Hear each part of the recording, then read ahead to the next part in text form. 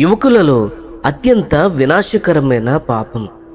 సంసోను తన చేతులతో ఒక సింహాన్ని చీల్చివేశాడు, కానీ దెలీలా నుండి మాత్రం దూరం కాలేకపోయాడు.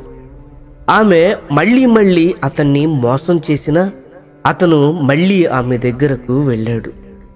దేవుని కోసం విడిచిపెట్టడానికి నిరాకరించిన ఒక బంధం చివరికి అతని పతనానికి కారణమైంది. న్యాయాధిపతుల గ్రంథం 16వ అధ్యాయము గమనించండి. రెండవదిగా దావీదు దేవుని హృదయానుసారుడైన మనిషి. అతడు తన రాజభవనం మీద నుండి బత్షెబను చూశాడు. ఆ ఒక్క చూపు వ్యభిచారానికి దారితీసింది.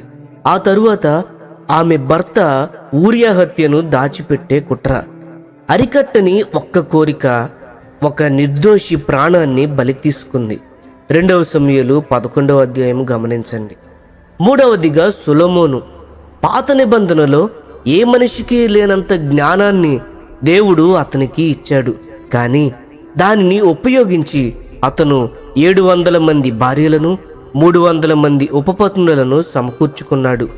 అది అతని హృదయాన్ని దేవుని నుండి పూర్తిగా దూరం చేసేంత వరకు అతడు సుఖాన్ని అన్వేషించాడు. 1 రాజులు 11వ అధ్యాయము గమనించండి. 4వదిగా అమ్నోను. అతను తన సవతి సోదరి తామారుపై ఉన్న కోరికతో ఎంతగా గందరగోళానికి గురయ్యాడంటే అది అతనిని శారీరకంగా అనారోగ్యానికి గురిచేసింది. చివరికి ఆమెను అపవిత్రపరిచాడు.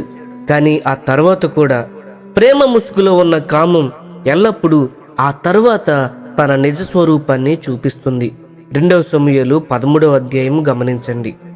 వీరు దేవునిచే ఎన్నుకోబడిన బైబిల్లోని గొప్ప రాజులు మరియు యోధులు. అయినప్పటికీ వారు పదే విఫలమయ్యారు. అయితే నీవు మాత్రం కామాన్ని ఒక్కసారిగా పూర్తిగా జయించగలనని ఎందుకు అనుకుంటున్నావు?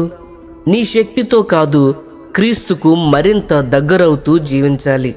అప్పుడు పాపం చేయాలనే కోరిక బలహీనపడుతుంది. కానీ ఈ శరీరం ఉన్నంతకాలం ఆ పోరాటం పూర్తిగా ముగియదు.